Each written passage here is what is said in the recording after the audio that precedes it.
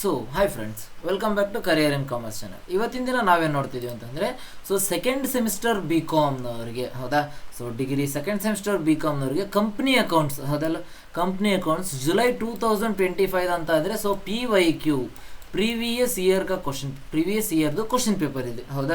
So company ಅಕೌಂಟ್ಸ್ದು ಆ ಒಂದು question ಪೇಪರಲ್ಲಿ, ಸೊ ಈ ಒಂದು ಕ್ವಶನ್ ಪೇಪರ್ ಡಿಸ್ಕಸ್ ಮಾಡಿ ಅಂತ ಸೊ ಸಮ್ ಸ್ಟೂಡೆಂಟ್ಸ್ ಏನು ಮಾಡಿದ್ರು, ಗ್ರೂಪಲ್ಲಿ ಇದನ್ನ ಸೊ ಅಪ್ಲೋಡ್ ಮಾಡಿದ್ರು. ಸೊ ಸರ್ ಇದನ್ನು ಒಂದು ಡಿಸ್ಕಸ್ ಮಾಡಿ, ಇದನ್ನು ಸಾಲ್ವ್ ಮಾಡಿದ್ದೊಂದು ವಿಡಿಯೋ ಮಾಡಿ ಅಂತ ಹೇಳ್ಬಿಟ್ಟು ಹೌದಲ್ಲ. ಸೊ ನಾನೇನು ಮಾಡಿದ್ದೇನೆ, ಸೊ ಇವತ್ತು ಆಲ್ರೆಡಿ ಸೊ ಎಂಡ್ ಆಗ್ತಾ ಬಂದಿದೆ. ಹಾಗಾಗಿ ಸೊ ಇವತ್ತಿನ ದಿನ ಇಲ್ಲಿ ಬರುವಂಥ ಸೊ ಸೆಕ್ಷನ್ ಎದಲ್ಲಿ ಸೊ 12 ಕ್ವಶನ್ಸ್ ಇದಾವಲ್ವಾ. ಸೊ ಡಿಗ್ರಿ ಏನದು ಸೊ 2 ಮಾರ್ಕ್ಸ್ಗೆ ಬಂದ್ಬಿಟ್ಟು ಥಿಯರಿ ಕ್ವಶನ್ಸ್.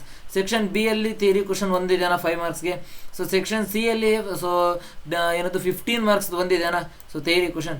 ಈ ಥಿಯರಿ ಕ್ವಶನ್ಸ್ಗಳನ್ನ ಮಾತ್ರ ನಾನು ಇವತ್ತಿನ ದಿನ ಸೊ ಈ ವಿಡಿಯೋದಲ್ಲಿ ಹೌದಾ, ಈ ವಿಡಿಯೋದಲ್ಲಿ ಡಿಸ್ಕಸ್ ಮಾಡ್ತೀನಿ. ಸೊ ಥಿಯರಿ ಕ್ವಶನ್ಸ್ ಯಾವ ರೀತಿ ಬರುತ್ತೆ, ಯಾವ ರೀತಿ ಒಂದು ಅದನ್ನು ಅರ್ಥ ಮಾಡಿಕೊಂಡು ಸೊ ಯಾವ ರೀತಿ ಬರಿಬೇಕು ಅಂತ, ಯಾವ ಇಂಪಾರ್ಟೆಂಟ್ ಕ್ವಶನ್ ಅಂತ ಹೇಳ್ಬಿಟ್ಟು ಹೌದಾ. ಸೊ ಈಗ ಥಿಯರಿ ಕ್ವಶನ್ಸ್ ನೋಡ್ತೀನಿ. ಸೊ ಪ್ರಾಬ್ಲಮೆಟಿಕ್ಸ್ನ ಏನು ಮಾಡ್ತೀನಿ, ಸೊ ನೆಕ್ಸ್ಟ್ ವಿಡಿಯೋದಲ್ಲಿ ನಾನೇನು ಮಾಡ್ತೀನಿ, ಸೊ ಅದು ನಾಳೆ ಆಗ್ಬೋದು. ಸೊ ನೆಕ್ಸ್ಟ್ ವಿಡಿಯೋದಲ್ಲಿ ನಾನು ಈ ಪ್ರಾಬ್ಲಮೆಟಿಕ್ಸ್ಗಳನ್ನ ಏನು ಮಾಡ್ತೀನಿ, ಸೊ ಸಾಲ್ವ್ ಮಾಡಿ ಇವನ್ನ ಇಟ್ಕೊಂಡಿರ್ತೀನಿ.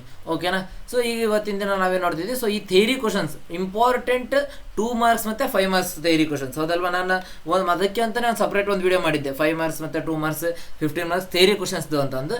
ಇದನ್ನು ಕೂಡ ಅದೇ ರೀತಿ ಅಂದ್ಕೊಳ್ಳಿ ಹೌದಾ. ಸೊ ಕಂಪ್ನಿ ಅಕೌಂಟ್ಸ್ದು 5 ಮಾರ್ಕ್ಸ್ 15 ಮಾರ್ಕ್ಸ್ ಮತ್ತು 2 ಮಾರ್ಕ್ಸ್ದು ಥಿಯರಿ ಕ್ವಶನ್ಸ್ಗಳನ್ನ, ಇಂಪಾರ್ಟೆಂಟ್ ಕ್ವಶನ್ಸ್ಗಳದ್ದು. ಸೊ ಅದಕ್ಕೆ ನಾನು ಆನ್ಸರ್ಸ್ನ ರೆಡಿ ಮಾಡ್ಕೊಂಡು ಬಂದಿದ್ದೀನಿ. ಸೊ ನೋಡ್ಬೋದು ನೀವು ಹೌದಾ. ಸೊ ಮೊದಲನೇ ಕ್ವಶನ್ ಏನಿತ್ತಪ್ಪ ಹೌದಾ. ಸೊ ಮೊದಲನೇ ಕ್ವಶನ್ ಬಂದ್ಬಿಟ್ಟು what you mean by final accounts ಅಂದ್ರೆ ಹೌದಾ. ಸೊ ಫೈನಲ್ ಅಕೌಂಟ್ಸ್ ಅಂದರೆ what you mean by final accounts. Final accounts are the financial statements prepared at the end of an accounting period ಅಥವಾ at the end of the year ಹೌದಾ, at the end of the year financial year ಹೌದಾ. So final account ಅಂದರೆ final account are the financial statement ಹೌದಾ. So final accounts are the financial statements prepared at the end of an accounting period or financial year end to ascertain the ಅಂದರೆ to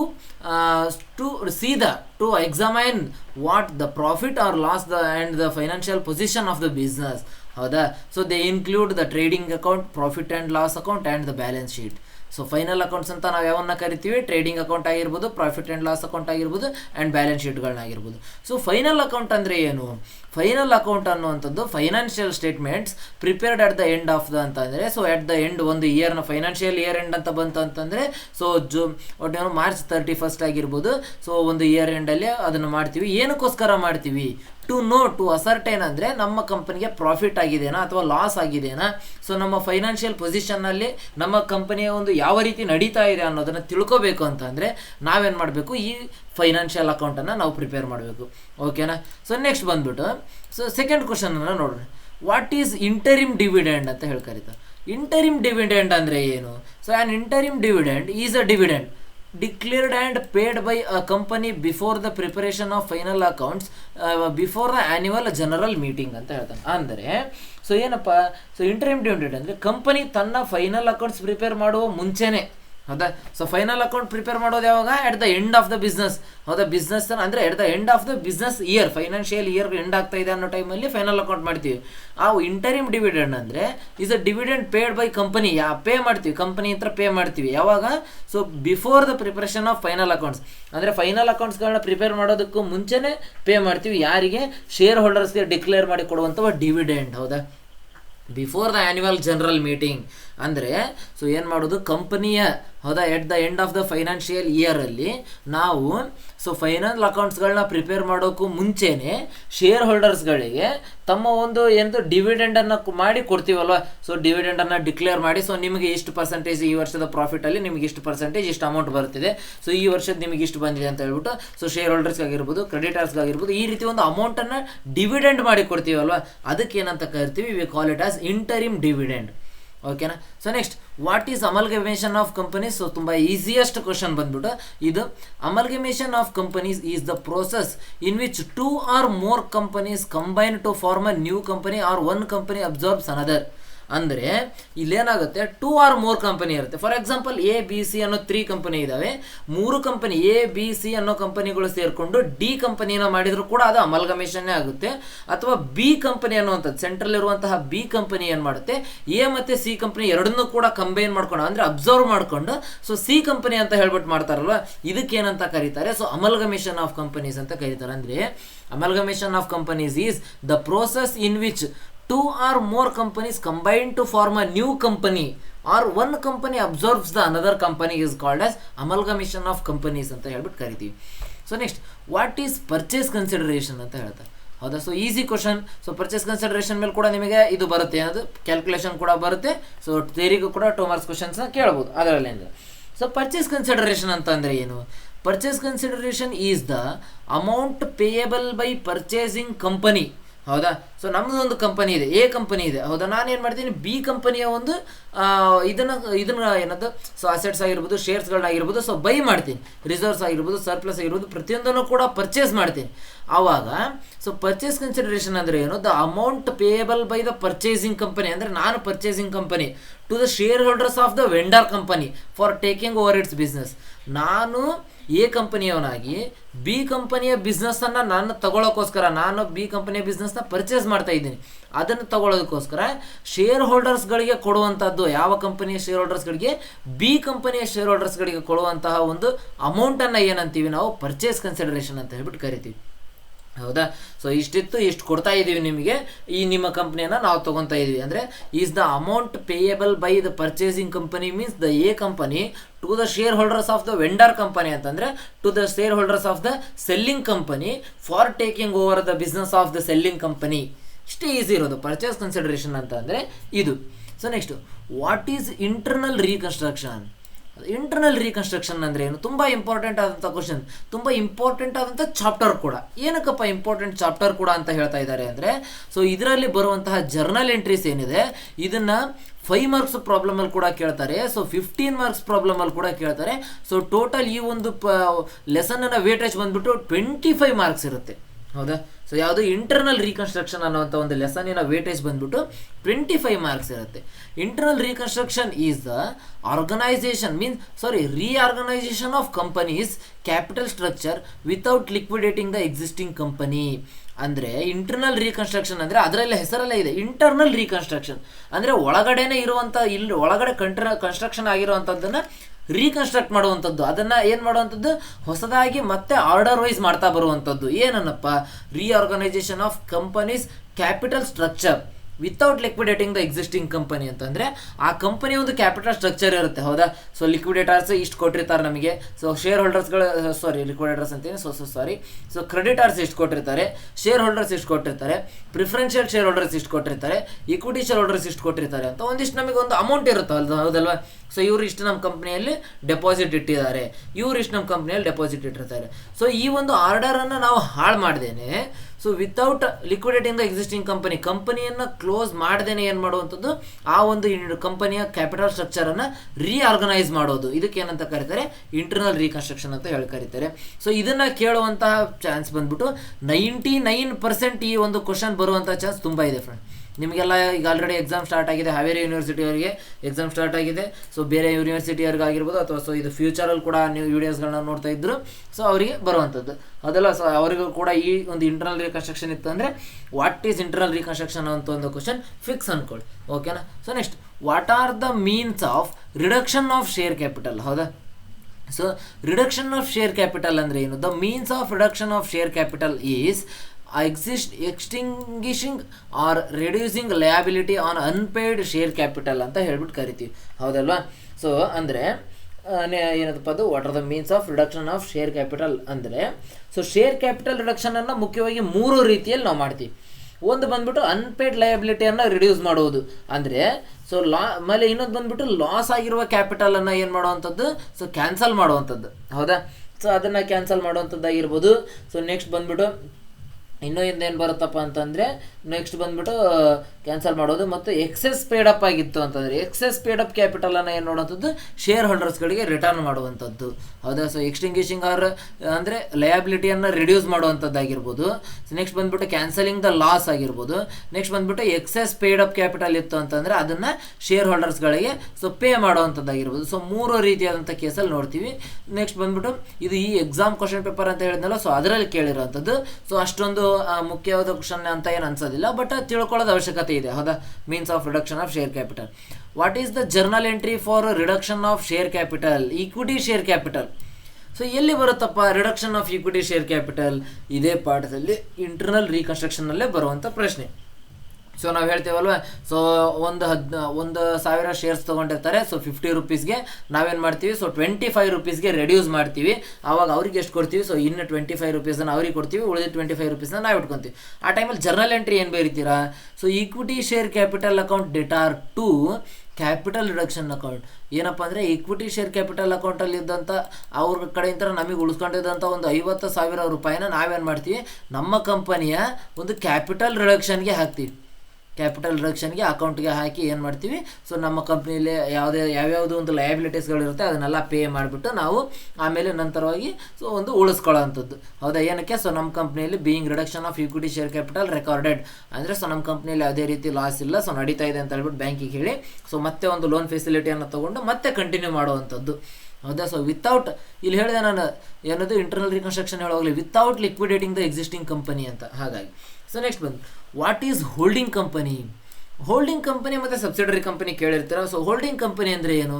ಆ holding company is a company that controls the another company by holding more than 50% of its voting power or by controlling its board of directors. Holding company ಅಂದರೆ ಆ company ಏನು ಮಾಡುತ್ತೆ, company that controls the another company. ಹೌದಾ. ಅದು ಇನ್ನೂ ಒಂದು ಕಂಪನಿಯನ್ನು control ಮಾಡುತ್ತೆ. That's called as subsidiary company. When the holding company as holded 50% of its voting power or the control of board of directors of that company. ಹೌದಾ. So holding company ಅಂತ ಒಂದು company ಯಾವಾಗ ಕರೆಯಲ್ಪಡುತ್ತೆ ಅಂದರೆ ಮತ್ತೊಂದು ಕಂಪನಿಯ 50% ವೋಟಿಂಗ್ ಪವರನ್ನು ಇದು ತಗೊಂಡು ಸೊ ಅಥವಾ ಕಂಟ್ರೋಲಲ್ಲಿ ಇಟ್ಕೊಂಡು ಅಥವಾ ಬೋರ್ಡ್ ಆಫ್ ಡೈರೆಕ್ಟರ್ಸ್ಗಳನ್ನ ಕಂಟ್ರೋಲಲ್ಲಿ ಇಟ್ಕೊಂಡಿದ್ರು ಅಂದರೆ ಆ ಒಂದು ಕಂಪನಿ ಏನಾಗಿರುತ್ತೆ ಅಂತಂದರೆ ಸೊ ಹೋಲ್ಡಿಂಗ್ ಕಂಪನಿ ಆಗಿರುತ್ತೆ. ಹೌದಾ. So next what are the types of subsidiary company? ಇದರಲ್ಲಿ ಒಂದಿಷ್ಟು ಕ್ವಶನ್ಸ್ಗಳು ಮಿಸ್ ಆಗ್ಬೋದು. ಹೌದಾ. ಇಲ್ಲಿ ಹೋಲ್ಡಿಂಗ್ ಕಂಪನಿ ಇದೆ, ಸಬ್ಸಿಡರಿ ಕಂಪನಿ ಯಾಕಿಲ್ಲ ಅಂದರೆ ಸಬ್ಸಿಡರಿ ಕಂಪನಿಯನ್ನು ಇನ್ನೂ ಒಂದು ವಿಡಿಯೋದಲ್ಲಿ ಡಿಸ್ಕಸ್ ಮಾಡಿದ್ದೀನಿ. At the end of the video, ಈ ವಿಡಿಯೋ ಎಂಡ್ ಸ್ಕ್ರೀನಲ್ಲಿ ನಾನು ಅದನ್ನು ಕೂಡ ಡಿಸ್ಪ್ಲೇ ಮಾಡ್ತೀನಿ, ನೀವು ಅದನ್ನು ಡೈರೆಕ್ಟಾಗಿ ಕ್ಲಿಕ್ ಮಾಡಿ ನೋಡ್ಬೋದು. ಹೌದಾ. So types of subsidiary company. Subsidiary ಕಂಪನಿಯಲ್ಲಿರುವಂಥ ಟೈಪ್ಸ್ಗಳೇನು? Subsidiary through control of composition of the board of directors. ಹೌದಾ. ಸೊ ಸಬ್ಸಿಡರಿ ಕಂಪನಿ ಯಾವ ರೀತಿ ಆಗುತ್ತೆ, ಒಂದು composition of board of directors. ಹೌದಾ. ಬೋರ್ಡ್ ಆಫ್ ಡೈರೆಕ್ಟರ್ಸ್ನ ಕಂಟ್ರೋಲಿಗೆ ತಗೊಳ್ಳುವಂಥದ್ದು, ಅದರಿಂದ ಸಬ್ಸಿಡರಿ ಕಂಪನಿ ಆಗುತ್ತೆ. ಸೊ ಸಬ್ಸಿಡರಿ ಕಂಪನಿ ಇನ್ನೂ ಒಂದು ರೀತಿ ಆಗುತ್ತೆ ಅಂದರೆ ಸೊ 50% ಆಫ್ ಟೋಟಲ್ ವೋಟಿಂಗ್ ಪವರ್ನ ತಗೊಳ್ಳೋದ್ರಿಂದ. ಹೌದಾ. So next what is unrealised profit? ತುಂಬ ಇಂಪಾರ್ಟೆಂಟ್ ಆದಂತಹ question. What is unrealised profit? So ಹೌದಾ, unrealised profit is the profit included in the value of unsold goods transferred between holding and subsidiary companies and not at realised from external parties ಅಂತ ಹೇಳ್ತಾರೆ. ಹೌದಾ. So ಏನಪ್ಪ ಹಾಗಂದರೆ ಅಂತಂದರೆ so goods ಅನ್ನು company ಒಳಗೆ transfer ಮಾಡಿದಾಗ, ಅಂದರೆ ಫಾರ್ ಎಕ್ಸಾಂಪಲ್ ನಂದು ಒಂದು ಕಂಪನಿ ಇದೆ, ನನ್ನ ಒಂದು ಬ್ರಾಂಚ್ ಬಂದ್ಬಿಟ್ಟು ಒಂದು ಊರಲ್ಲಿದೆ, ಎ ಅನ್ನೋ ಊರಲ್ಲಿದೆ, ಇನ್ನೊಂದು ಬ್ರಾಂಚ್ ಬಂದ್ಬಿಟ್ಟು ಬಿ ಅನ್ನೋ ಊರಲ್ಲಿದೆ. ನನ್ನ ಈ ಕಂಪನಿ ಏನಾಗಿರುತ್ತೆ, ಸೊ ನಾನು ಸಿ ಅನ್ನೋವಂಥ ಒಂದು ಕ್ಯಾಪಿಟಲಲ್ಲಿ ಕಂಪನಿ ಅಲ್ಲಿ ಇಟ್ಕೊಂಡಿರ್ತೀನಿ. ಹೌದಾ. ಸಿ ಅನ್ನೋ ಕಡೆ ನನ್ನ ಕಂಪ್ನಿ ಇರುತ್ತೆ, ಎ ಅನ್ನೋ ಕಡೆ ಒಂದು ಬ್ರಾಂಚ್ ಇದೆ, ಬಿ ಅನ್ನೋ ಕಡೆ ಒಂದು ಬ್ರಾಂಚ್ ಇದೆ. ಈಗ ಆ ಕಂಪನಿ ಬಿ ಅನ್ನೋ ಕಂಪನಿಗೆ ಎ ಅನ್ನೋ ಕಂಪನಿ ಅಂತ ಏನು ಮಾಡ್ತೀವಿ ನಾವು, ಒಂದಿಷ್ಟು ಗೂಡ್ಸ್ಗಳನ್ನ ಟ್ರಾನ್ಸ್ಫರ್ ಮಾಡ್ತೀವಿ. ಹೌದಾ. ಸೊ ನೋಡಿ, ಗೂಡ್ಸನ್ನು ಕಂಪನಿ ಒಳಗೆ ಟ್ರಾನ್ಸ್ಫರ್ ಮಾಡಿದಾಗ ಅದರಲ್ಲಿ ಪ್ರಾಫಿಟ್ ಇದ್ದರೂ ಇನ್ನೂ ಹೊರಗಿನ ಕಸ್ಟಮರ್ಗೆ ಸೇಲ್ ಆಗಿರೋದಿದ್ದರೆ ಆ ಪ್ರಾಫಿಟ್ನ ಏನಂತ ಕರಿತೀವಿ, ಅನ್ರಿಯಲೈಸ್ಡ್ ಪ್ರಾಫಿಟ್ ಅಂತ ಹೇಳ್ಬಿಟ್ಟು ಕರಿತೀವಿ. ಹೌದಾ. ಸೊ ನಮ್ಮ ಕಂಪನಿ ಒಳಗಡೆನೆ ಆ ಪ್ರಾಡಕ್ಟ್ಗಳನ್ನ ಟ್ರಾನ್ಸ್ಫರ್ ಮಾಡಿದಾಗ ಅದರಲ್ಲಿ ಪ್ರಾಫಿಟ್ ಇದ್ದರೂ ಇನ್ನೂ ಹೊರಗಿನ ಕಸ್ಟಮರ್ಗೆ ಏನು ಮಾಡಿರಲ್ಲ, ನಾವು ಆ ಒಂದು ಪ್ರಾಡಕ್ಟನ್ನು ಸೇಲ್ ಮಾಡೇ ಇರಲ್ಲ. ಹೌದಾ. ಆದರೂ ಕೂಡ ಅದರಿಂದ ನಮಗೊಂದು ಇನ್ಕಮ್ ಇತ್ತು ಅಂದರೆ ನಾವೇನಂತ ಕರಿತೀವಿ, ಅದನ್ನ ಅನ್ರಿಯಲೈಸ್ಡ್ ಪ್ರಾಫಿಟ್ ಅಂತ ಹೇಳ್ಬಿಟ್ಟು ಕರಿತೀವಿ. So what is winding up of company ಅಂತ ಹೇಳ್ತೀವಿ. So winding up of company is the legal process of closing a company.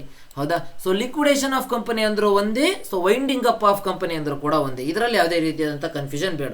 Liquidation is nothing but winding up of company, winding up of company is nothing but liquidation of company. ಹೌದಾ?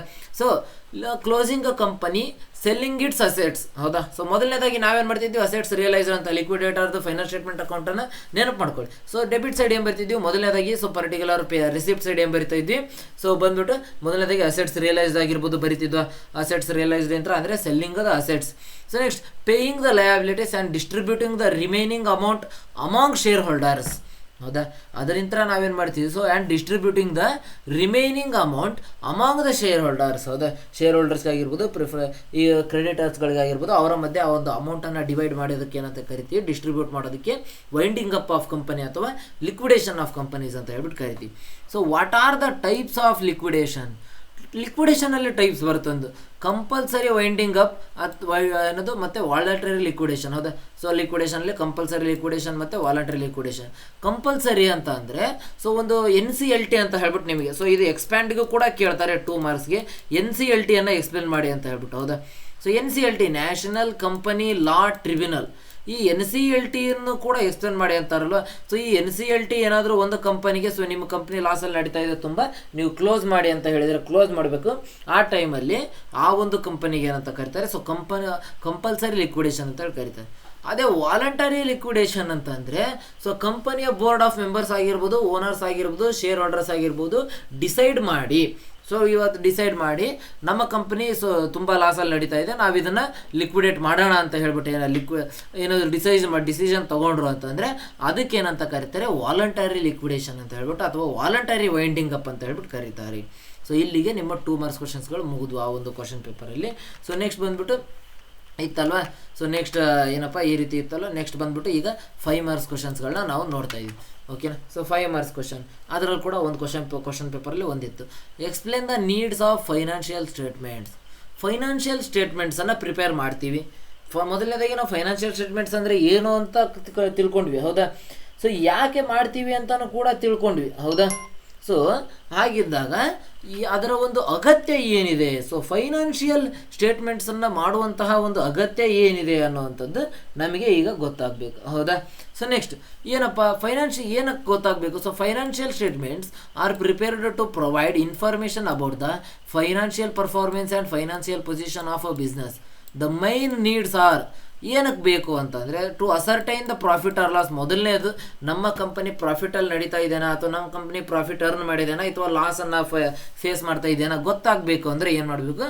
To ascertain profit or loss ನಾವೇನು ಮಾಡ್ತೀವಿ, financial ಸ್ಟೇಟ್ಮೆಂಟ್ಸ್ನ prepare ಮಾಡಬೇಕು. To know the financial position. ಹೌದಾ?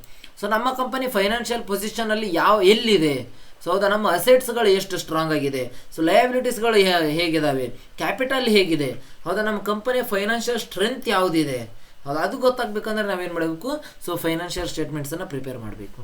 To help in decision making decision ತೊಗೋಬೇಕು. ಏನಕ್ಕೆ decision ತೊಗೊಳಕ್ಕೆ help ಮಾಡುತ್ತೆ ಅಂದರೆ ಫೈನಾನ್ಷಿಯಲ್ ಸ್ಟೇಟ್ಮೆಂಟ್ಸ್ನ ಮಾಡೋದ್ರಿಂದ ಗೊತ್ತಾಗುತ್ತೆ. ಏನು ಗೊತ್ತಾಗುತ್ತೆ ಅಂತಂದರೆ, ಸೊ ಫೈನಾನ್ಷಿಯಲ್ ಸ್ಟೇಟ್ಮೆಂಟ್ಸನ್ನು ಪ್ರಿಪೇರ್ ಮಾಡೋದ್ರಿಂದ ಮುಂದೆ ನಮ್ಮ ಕಂಪನಿಗೆ ಬೇಕಾಗುವಂತಹ ಮೇಜರ್ ಬಿಸ್ನೆಸ್ ಡಿಸಿಷನ್ಸ್ಗಳನ್ನ, ಪ್ಲಾನಿಂಗ್ ಆಗಿರ್ಬೋದು, ಕಂಟ್ರೋಲಿಂಗ್ ಆಗಿರ್ಬೋದು, ಸೊ ಇದಕ್ಕೆಲ್ಲ ಬೇಕಾಗಿರುವಂಥ ಮೇಜರ್ ಡಿಸಿಷನ್ಸ್ಗಳನ್ನ ತೊಗೊಳ್ಳೋದಕ್ಕೆ, ಬಿಸ್ನೆಸ್ ಡಿಸಿಷನ್ಸ್ಗಳನ್ನ ತೊಗೊಳ್ಳೋದಕ್ಕೆ ಹೆಲ್ಪ್ ಮಾಡುತ್ತೆ ಯಾವುದು? ಈ financial statements. To provide information to stakeholders ಅಂತ ಹೇಳ್ತಾರೆ. ಅಂದರೆ ಸೊ ಸ್ಟೇಕ್ ಹೋಲ್ಡರ್ಸ್ಗಳು ಇರ್ತಾರಲ್ವ, ಇನ್ವೆಸ್ಟರ್ಸ್ ಆಗಿರ್ಬೋದು, ಕ್ರೆಡಿಟರ್ಸ್ ಆಗಿರ್ಬೋದು, ಎಂಪ್ಲಾಯೀಸ್ಗಳಾಗಿರ್ಬೋದು, ಗೌರ್ಮೆಂಟು, ಏಜೆನ್ಸೀಸು, ಇವರಿಗೆಲ್ಲ ಕೂಡ ನಾವೇನು ಮಾಡಬೇಕು? ಪ್ರತಿ ವರ್ಷ ಇನ್ಫಾರ್ಮೇಷನ್ನ ಕೊಡಬೇಕು. ಸೊ ಎಂಪ್ಲಾಯೀಸ್ಗಳಿಗೆ ಕೊಡೋಲ್ಲ ಬಿಡಿ, ಎಂಪ್ಲಾಯೀಸ್ಗಳಿಗೆ ಇನ್ಫಾರ್ಮೇಷನ್ ಕೊಡೋ ಅವಶ್ಯಕತೆ ಇಲ್ಲ, ಅವ್ರಿಗೆ ಸ್ಯಾಲ್ರಿ ಕೊಟ್ಟರೆ ಸಾಕು. ಬಟ್ ಕ್ರೆಡಿಟರ್ಸ್ಗಾಗಿರ್ಬೋದು ಇವರಿಗೆಲ್ಲ ಕೂಡ ಏನು ಮಾಡಬೇಕು ಅಂತಂದರೆ, ಸೊ ರೆಗ್ಯುಲರಾಗಿ ನಾವು ಒಂದು ಅಪ್ಡೇಟನ್ನು ಕೊಡಲೇಬೇಕು ಅವರಿಗೆ. ಹೌದಾ? ಸೊ ಹಾಗಾಗಿ ನಾವೇನು ಮಾಡಬೇಕು? ಸೊ ಫೈನಾನ್ಷಿಯಲ್ ಅಂದರೆ ಇಯರ್ಲಿ ನಾವು ನಮ್ಮ ಒಂದು ಬ್ಯಾಲೆನ್ಸ್ ಶೀಟ್ನ ತೋರಿಸ್ಬೇಕು. ಸೊ ಫೈನಾನ್ಷಿಯಲ್ ಸ್ಟೇಟ್ಮೆಂಟ್ಸ್ನ ಪ್ರಿಪೇರ್ ಮಾಡಿ.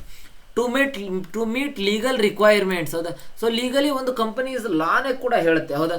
ಕಂಪನಿ ಲಾ ಆ್ಯಕ್ಟ್ ಅಂತ ಇರುತ್ತಲ್ಲ, ಅದೇ ಹೇಳುತ್ತೆ ಏನಪ್ಪ ಅಂತಂದರೆ to prepare and present financial statements periodic ಆಗಿ ಸೊ ನಿಮ್ಮ ಒಂದು ಕಂಪನಿಯ ಫೈನಾನ್ಷಿಯಲ್ ಸ್ಟೇಟ್ಮೆಂಟ್ಸ್ ಆಗಿರ್ಬೋದು ಅದನ್ನೆಲ್ಲ ಪ್ರಿಪೇರ್ ಮಾಡಿ ಎಲ್ಲಿ ಪ್ರೆಸೆಂಟ್ ಮಾಡಬೇಕು, ಸೊ ಆ ಒಂದು ಕಂಪನಿ ಆಫೀಸಲ್ಲಿ ನೀವು ಮಾಡಿ ನಿಮ್ಮ ಕಂಪ್ನಿ ಹೇಗೆ ನಡೀತಾ ಇದೆ ಅಂತ ಹೇಳ್ಬಿಟ್ಟು ಹೇಳುವಂಥದ್ದು. ಹಾಗಾಗಿ ಸೊ ಈ 5 ಕಾರಣಗಳಿಗೋಸ್ಕರ ನಾವೇನು ಮಾಡಬೇಕು, ಒಂದು ಫೈನಾನ್ಷಿಯಲ್ ಸ್ಟೇಟ್ಮೆಂಟ್ಸ್ ಅನ್ನುವಂಥದ್ದನ್ನ ಪ್ರಿಪೇರ್ ಮಾಡಬೇಕು. ನೀಡ್ಸ್ ಆಫ್ ಫೈನಾನ್ಷಿಯಲ್ ಸ್ಟೇಟ್ಮೆಂಟ್ಸ್ ಅಂತ ಹೇಳ್ಬಿಟ್ಟು ಕರಿತೀವಿ. ಸೊ ಅವನ್ನು ಇಷ್ಟು 5 ಪಾಯಿಂಟ್ಸ್ಗಳನ್ನ ನೋಡಿಕೊಂಡು ನೋಟ್ ಮಾಡ್ಕೊಳ್ಳಿ. ಸೊ ಎಕ್ಸ್ಪ್ಲೇನ್ ಮಾಡೋದು ತುಂಬ ಇಂಪಾರ್ಟೆಂಟ್. ಇಲ್ಲಿ ನೀವು ಥಿಯರಿ ಇದು ಬಂದ್ಬಿಟ್ಟು ಪ್ರಾಬ್ಲಮೆಟಿಕ್ ಸಬ್ಜೆಕ್ಟ್, ಇದರಲ್ಲಿ ಥಿಯರಿ ಎಕ್ಸ್ಪ್ಲೇನ್ ಮಾಡೋದು ಅವಶ್ಯಕತೆ ಇದೆನಾ? ಸೊ ಇದೆ, ಹೌದಲ್ವಾ? ಸೊ ಇದೆ ಅನ್ನೋ ಒಂದು ಕಾರಣಕ್ಕೋಸ್ಕರ ಮಾಡಿ. ಹೌದಾ? ಸೊ ನೆಕ್ಸ್ಟ್ ಬಂದ್ಬಿಟ್ಟು 15 marks question. So distinguish between pooling of interest method and purchase method ಅಂತ ಹೇಳ್ತಾರೆ. ಅಂದರೆ ಪೂಲಿಂಗ್ ಇಂಟ್ರೆಸ್ಟ್ ಮೆಥಡ್ಗೂ ಪರ್ಚೇಸ್ ಮೆಥಡ್ಗೂ ಏನಪ್ಪ ಇದೆ ವ್ಯತ್ಯಾಸ ಅಂತಂದರೆ ಅದನ್ನು ನೋಡೋಣ ಹೇಳ್ಬೇಕಂತಂದರೆ. ಹೌದಾ? ಸೊ ಪೂಲಿಂಗ್ ಇಂಟ್ರೆಸ್ಟ್ ಮೆಥಡ್ ಇವೆಲ್ಲ ಬರೋದು ಯಾವುದರಲ್ಲಿ? ಸೊ ಅಮಲ್ಗಮೇಷನ್ ಇರುತ್ತಲ್ಲ ಆ ಪಾಠದಲ್ಲಿ ಬರುವಂಥದ್ದು. ಸೊ ಪೂಲಿಂಗ್ ಇಂಟ್ರೆಸ್ಟ್ ಮೆಥಡ್ ಅಂತ ಅಂದರೆ ಏನು, ಮತ್ತು ದಟ್ ಪರ್ಚೇಸ್ ಮೆಥಡ್ ಅಂತ ಅಂದರೆ ಏನು ಅಂತ ಹೇಳ್ಬಿಟ್ಟು. ಹೌದಾ? ಸೊ ನೆಕ್ಸ್ಟ್ ಈಗ ನೋಡೋಣ. ಸೊ ಮೊದಲನೇದಾಗಿ ಬೇಸಿಸ್ ಇದೆ, ಮೀನಿಂಗ್. ಹೌದಾ? ಸೊ ಪೂಲಿಂಗ್ ಇಂಟ್ರೆಸ್ಟ್ ಮೆಥಡ್ ಅಂತ ಅಂದರೆ ಏನಪ್ಪ? ಸೊ ಪೂಲಿಂಗ್ ಇಂಟ್ರೆಸ್ಟ್ ಮೆಥಡ್ ಅಂದರೆ it is a method in which the assets, liabilities and reserves of the transferor company are recorded at their existing book values. ಹೌದಾ? Pooling interest ಮೆಥಡಲ್ಲಿ ಏನಾಗುತ್ತೆ, assets value ಆಗಿರ್ಬೋದು, liabilities value ಆಗಿರ್ಬೋದು, ರಿಸರ್ವ್ಸ್ಗಳ value ಆಗಿರ್ಬೋದು, ಯಾವುದು transferor company ಇದನ್ನು ಯಾವ ರೀತಿ ರೆಕಾರ್ಡ್ ಮಾಡ್ತಾರೆ ಅಂದರೆ ಎಕ್ಸಿಸ್ಟಿಂಗ್ ಬುಕ್ ವ್ಯಾಲ್ಯೂಸನ್ ಪ್ರಕಾರನೇ ರೆಕಾರ್ಡ್ ಮಾಡ್ತಾರೆ. ಅದರಲ್ಲಿ ಯಾವುದೇ ರೀತಿಯಾದಂಥ ಚೇಂಜಸ್ ಆಗಲ್ಲ. ಹೌದಾ? ಸೊ ಬಟ್ ಪರ್ಚೇಸ್ ಮೆಥಡಲ್ಲಿ ಆಗಲ್ಲ. It is an method in which the purchasing company records the assets and liabilities of the transferor company at agreed values. ಹೌದಾ? ಪರ್ಚೇಸ್ ಮೆಥಡಲ್ಲಿ ಏನಾಗುತ್ತೆ, ಅಗ್ರಿ ಮಾಡ್ಕೊಳ್ಳುತ್ತೆ. ಹೌದಾ? ನಾನು ಇಷ್ಟು ಮಾತ್ರ ತೊಗೊತೀನಿ ನಿನ್ನ ಕಂಪನಿ ಯಂತ್ರ ಅಂತ ಹೇಳ್ಬಿಟ್ಟು ಆ ಅಗ್ರೀಡ್ ವ್ಯಾಲ್ಯೂಸನ್ನು ಎಂಟ್ರಿ ಮಾಡುತ್ತೆ. ಅದಕ್ಕೆ ಏನಂತ ಕರಿತೀವಿ ನಾವು, ಪರ್ಚೇಸ್ ಮೆಥಡ್ ಅಂತ ಹೇಳ್ಬಿಟ್ಟು ಕರಿತೀವಿ. ಎಕ್ಸಿಸ್ಟಿಂಗ್ ಬುಕ್ ವ್ಯಾಲ್ಯೂಸ್ಗಳನ್ನ ರೆಕಾರ್ಡ್ ಮಾಡ್ಕೊಳ್ಳೋದಕ್ಕೆ ಏನಂತ ಕರಿತೀವಿ, ಪೂಲಿಂಗ್ ಇಂಟ್ರೆಸ್ಟ್ ಮೆಥಡ್ ಅಂತ ಹೇಳ್ಬಿಟ್ಟು ಕರಿತೀವಿ. So next recording of assets and liabilities. So first second nature. It is considered a merger of equals ಅಂತ ಹೇಳ್ತಾರೆ. ಹೌದಾ? ಸೊ ಏನಪ್ಪ merger of equals? It is considered as pooling interest method ಎಲ್ಲಾಗುತ್ತೆ ಅಂದರೆ ಒಂದು 2 ಕಂಪನಿಗಳು ಮರ್ಜ್ ಆದಾಗ ಆಗುವಂಥದ್ದು. So it is considered on acquisition or take over. ಹೌದಾ? ಸೊ ಮರ್ಜ್ ಅಂದರೆ 2 ಕಂಪನಿ ಕೂಡ ಸೇರುವಂಥದ್ದು. ಅಕ್ವಿಸಿಷನ್ ಆರ್ ಟೇಕ್ ಓವರ್ ಅಂತಂದರೆ ಒಂದು ಕಂಪನಿ ಬಂದು ಇನ್ನೂ ಒಂದು ಕಂಪನಿಯನ್ನು ಆಕ್ರಮಣ ಮಾಡಿಕೊಳ್ಳುವಂಥದ್ದು. ಹೌದಾ? ನೇಚರಲ್ಲಿ ಈ ರೀತಿ ಇರುತ್ತೆ. So recording of assets and liabilities. ಹೌದಾ? So assets and liabilities are recorded at their book value. ಹೌದಾ? ಇಲ್ಲಿ ಏನಾಗುತ್ತೆ, ಅಸೆಟ್ಸ್ ಆ್ಯಂಡ್ ಲಯಬಿಲಿಟೀಸ್ ಏನಾಗುತ್ತೆ, ಸೊ ಅಗ್ರೀಡ್ ವ್ಯಾಲ್ಯೂ ಅಥವಾ ಫೇರ್ ವ್ಯಾಲ್ಯೂಸ್ಗಳಿಗೆ ಸೊ ರೆಕಾರ್ಡ್ ಆಗುತ್ತೆ. ಸೊ ನೆಕ್ಸ್ಟ್ ರಿಸರ್ವ್ಸ್ ಅಂತ ಹೇಳ್ತಾರೆ. ಹೌದಾ? So all reserves of the transferor company are preserved and appear in the books of the transferee company. ಅಂದರೆ ನಾನೊಂದು ಕಂಪನಿಯನ್ನು ಪರ್ಚೇಸ್ ಮಾಡ್ತಾ ಇದ್ದೆ, ಸೊ ನಾನೊಂದು ಕಂಪನಿಯನ್ನು ತೊಗೊಳ್ತಾ ಇದ್ದೀನಿ ಅಂತಂದಾಗ, ಸೊ ನಾನೊಂದು ಕಂಪ್ನಿ ಜೊತೆ ಮರ್ಜ್ ಆಗ್ತಾ ಇದ್ದೀನಿ ಅಂತಂದಾಗ, ಸೊ ಅವರ ಕಂಪನಿಯ ರಿಸರ್ವ್ಸ್ ಏನಾಗಿರುತ್ತೆ ಅಂತಂದರೆ ಸೊ ಅಪಿಯರ್ ಏನು ಮಾಡ್ತಾರೆ, ಸೊ ಎಕ್ಸಿಸ್ಟಿಂಗ್ ಬುಕ್ ವ್ಯಾಲ್ಯೂಸ್ಗಳ ಮೇಲೆ ನಮ್ಮ ಕಂಪ್ನಿಯಲ್ಲಿ ಕೂಡ ಅದನ್ನ ಏನು ಮಾಡುವಂಥದ್ದು, ತೋರಿಸುವಂಥದ್ದು. ಹೌದಾ? ನೆಕ್ಸ್ಟ್ ರಿಸರ್ವ್ಸ್ ಒಂದು ಪರ್ಚೇಸ್ ಮೆಥಡಲ್ಲಿ ಯಾವ ರೀತಿ ಆಗುತ್ತೆ, generally only statutory reserves R preserved, other reserves do not continue. ಹೌದಾ? ಸೊ ಸ್ಟ್ಯಾಟ್ಯುಟರಿ ರಿಸರ್ವ್ಸ್ ಅನ್ನುವಂಥದ್ದು ಏನಾಗುತ್ತೆ, ಅದು ಪ್ರಿಸರ್ವ್ ಆಗಿ ಇಟ್ಟು ಸೊ ನೆಕ್ಸ್ಟ್ ಯಾವ ಕಂಪ್ನಿ ಅಕ್ವೈರ್ ಮಾಡ್ಕೊಳುತ್ತಲ್ಲ ಆ ಕಂಪ್ನಿ ಕೊಡ್ತಾರೆ. ಇಲ್ಲ ಅಂತಂದರೆ ಅದರ್ಸ್ ರಿಸರ್ವ್ಸ್ ಏನು ಮಾಡ್ತಾರೆ, do not continue. So identify of business ಅಂತ ಹೇಳ್ತಾರೆ. ಹೌದಾ? So business identify of both business is continued. ಇಲ್ಲಿ 2 ಕಂಪ್ನಿ ಮರ್ಜ್ ಆಯಿತು ಅಂದರೆ ಎ ಮತ್ತು ಬಿ ಕಂಪ್ನಿ ಮರ್ಜ್ ಆಗಿ ಎ ಬಿ ಕಂಪ್ನಿ ಆಯಿತು ಅಂದರೆ ಆ ಒಂದು ನೇಮಲ್ಲಿ ಏನಾಗುತ್ತೆ, 2 ಬಿಸ್ನೆಸ್ ಕೂಡ ಐಡೆಂಟಿಫೈ ಆಗುತ್ತೆ, 2 ಬಿಸ್ನೆಸ್ ಕೂಡ ಕಂಟಿನ್ಯೂ ಆಗ್ತವೆ. ಬಟ್ ಪರ್ಚೇಸ್ ಮೆಥಡಲ್ಲಿ ಹಾಗಾಗಲ್ಲ. The identity of the transferor company is usually lost after the acquisition ಅಂತ ಹೇಳ್ತಾರೆ. ಅಂದರೆ ಒಂದು ಕಂಪನಿ ಇನ್ನೊಂದು ಕಂಪನಿನ ಆಕ್ರಮಣ ಮಾಡಿಕೊಳ್ತು ಈ ಪರ್ಚೇಸ್ ಮೆಥಡಲ್ಲಿ ಅಂದಾಗ ಟ್ರಾನ್ಸ್ಫರರ್ ಕಂಪನಿ ಏನಾಗುತ್ತೆ, ಇಟ್ ಯೂಶುವಲಿ ಲಾಸ್ಟ್. ಹೌದಾ? ಆ ಒಂದು ಕಂಪನಿ ಏನಾಗುತ್ತೆ, ತನ್ನ ಅಸ್ತಿತ್ವವನ್ನು ಕಳೆದುಕೊಳ್ಳುತ್ತೆ ಅಂತ ಹೇಳ್ತಾರೆ. ಸೊ ನೆಕ್ಸ್ಟ್ ಪರ್ಚೇಸ್ ಕನ್ಸಿಡರೇಷನ್ ಯಾವ ರೀತಿ ಆಗುತ್ತೆ ಇದರಲ್ಲಿ. ಪರ್ಚೇಸ್ ಕನ್ಸಿಡರೇಷನ್ ಬಂದ್ಬಿಟ್ಟು purchase consideration is usually discharged by issue of equity shares. ಹೌದಾ? ಯಾವ ರೀತಿ ಅಂದರೆ ಹೊಸದಾಗಿ ಈಕ್ವಿಟಿ ಶೇರ್ಸ್ಗಳನ್ನ ಇಶ್ಯೂ ಮಾಡೋದ್ರಿಂದ ಏನು ಮಾಡುವಂಥದ್ದು, ಸೊ ಪರ್ಚೇಸ್ ಕನ್ಸಿಡರೇಷನನ್ನು ಡಿಸ್ಚಾರ್ಜ್ ಮಾಡ್ತಾರೆ. ಹೌದಾ? ಸೊ ಪರ್ಚೇಸ್ ಮೆಥಡಲ್ಲಿ ಯಾವ ರೀತಿ ಆಗುತ್ತೆ, purchase consideration may be paid in cash, shares, debentures or combination of these. ಹೌದಾ? ಈ ರೀತಿ ಕಾಂಬಿನೇಷನಲ್ಲಿ ಏನು ಮಾಡುವಂಥದ್ದು, ಸೊ ಪರ್ಚೇಸ್ ಕನ್ಸಿಡರೇಷನನ್ನು ಪೇ ಮಾಡುವಂಥದ್ದು. ಬಟ್ ಈ ಒಂದು ಪೂಲಿಂಗ್ ಇಂಟ್ರೆಸ್ಟ್ ಮೆಥಡಲ್ಲಿ ಏನಾಗುತ್ತೆ, ಪರ್ಚೇಸ್ ಕನ್ಸಿಡರೇಷನನ್ನು ನಾವು ಡಿಸ್ಚಾರ್ಜ್ ಮಾಡ್ತೀವಿ. ಹೌದಾ? ಯಾವುದೇ ರೀತಿಯಾದಂಥ ಬೈ ಅಥವಾ ಸೊ ಅದನ್ನು ಏನು ಮಾಡೋದಿಲ್ಲ, ಪೇ ಮಾಡೋದಿಲ್ಲ, ಸೊ ಅದನ್ನು ಡಿಸ್ಚಾರ್ಜ್ ಮಾಡ್ತೀವಿ. ಹೌದಾ? ಗುಡ್ ವಿಲ್ ಆರ್ ರಿಸರ್ವ್ ಅಂದರೆ so no goodwill or capital reserve arises because assets and liabilities are taken at book values. ಹೌದಾ? ಅಸೆಟ್ಸ್ ಮತ್ತು ಲಯಬಿಲಿಟೀಸ್ಗಳನ್ನ ಬುಕ್ ವ್ಯಾಲ್ಯೂಗೆ ತಗೊಂಡ್ವಿ ಅಂತಂದರೆ ನಮ್ಗೆ ಯಾವುದೇ ರೀತಿ ಗುಡ್ ವಿಲ್ ಆಗಲಿ ಅಥವಾ ರಿಸರ್ವ್ ಆಗಲಿ ಸಿಗಲ್ಲ. ಇಲ್ಲೇನಾಗುತ್ತೆ, ಬಟ್ ಪರ್ಚೇಸ್ ಮೆಥಡಲ್ಲಿ goodwill or capital reserve may arise due to difference between purchase consideration and the ಏನದು ನೆಟ್ ಅಸೆಟ್ಸ್ ಅಕ್ವೈರ್ಡ್ ಅಂತ ಹೇಳ್ತಾರೆ. ಹೌದಾ, ಇಲ್ಲಿ ಏನಾಗುತ್ತೆ, so goodwill or capital reserve ಅನ್ನೋಂಥದ್ದು may arise due to difference between purchase consideration and net assets acquired. ಹೌದು. So next, continuity of shareholders. So continuity of shareholders ಅಂದರೆ shareholders of the transferor company continuous as share holders in transferring company. ಹೌದಾ, A company ಮತ್ತು B company A B ಆಗಿದೆ ಅಂತಂದರೆ ಆ A ಕಂಪನಿಯ share holders ಮತ್ತು B ಕಂಪನಿಯ share holders ಏನಾಗ್ತಾರೆ, ಸೊ ಕಂಟಿನ್ಯೂ ಆಗಿ ಮಾಡ್ತಾ ಇರ್ತಾರೆ. ಹೌದಾ. ಸೊ ನೆಕ್ಸ್ಟ್, ಬಟ್ ಈ ಒಂದು ಪರ್ಚೇಸ್ ಮಾಡಿದಾಗ ಆ ರೀತಿ ಆಗಲ್ಲ. ಸೊ ಮೇ ಬಿ ಅಂದರೆ continuity of share holders is not necessary, ಅಂದರೆ ಬರುವಂಥದ್ದು ಅವಶ್ಯಕತೆ ಇಲ್ಲ. ಬಟ್ ಇನ್ ಕೇಸ್ ಅವರು ನಾವು ಈ ಕಂಪ್ನಿ ಮೇಲೆ ಕೂಡ ನಂಬಿಕೆ ಇಟ್ಟು ಇದನ್ನು ನಾವು ಎರಡು ಮರ್ಜ್ ಆಗಿದೆ, ಸೊ ಒಂದು ಅಕ್ವೈರ್ ಮಾಡ್ಕೊಂಡಿದೆ ಎ ಕಂಪ್ನಿ ಬಂದು ಬಿ ಕಂಪ್ನಿನ ಅಂದಾಗ, ಸೊ ನಾವು ಎ ಕಂಪ್ನಿ ಜೊತೆಗೆ ನಿಲ್ತೀವಿ ಅಂತ ಅನ್ನೋಂಥದ್ದು ಸೊ ಚೇಂಜ್ ಆಗಿ ನಿಲ್ಲುವಂಥದ್ದು.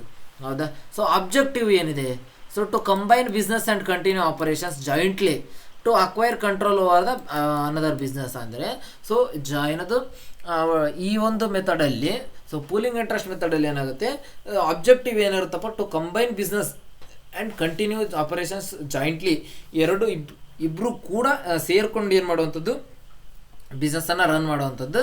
ಬಟ್ ಈ ಒಂದು ಪರ್ಚೇಸ್ ಮೆಥಡಲ್ಲಿ ಆಗಿರೋ ರೀತಿ ಆಗಲ್ಲ. ಅಕ್ವಿಸಿಷನ್ ಅಂತಂದರೆ ಕಂಟ್ರೋಲ್ ಓವರ್ ಅನದರ್ ಬಿಸ್ನೆಸ್. ಹೌದಾ. ಸೊ ಈ ಎ ಕಂಪ್ನಿ ಹೋಗಿ ಬಿ ಕಂಪ್ನಿಯನ್ನು ಅಕ್ವೈರ್ ಮಾಡಿಕೊಂಡು ಅದು ಎ ಕಂಪ್ನಿಯನ್ನಾಗಿ ಮಾತ್ರ ನಡೆಸುತ್ತೆ, ಬಟ್ ಅದರೊಳಗಡೆ ಬಿ ಕಂಪ್ನಿ ಕೂಡ ಇರುತ್ತೆ. ಹಾಗಾಗಿ ಅಲ್ಲೇನಾಗುತ್ತೆ, ಸೊ ಓವರ್ ಆಲ್ ಕಂಟ್ರೋಲನ್ನು ತೆಗೆದುಕೊಳ್ಳುತ್ತೆ. ಅಪ್ಲಿಕೇಬಿಲಿಟಿ ಅಂತ ಹೇಳ್ತಾರೆ.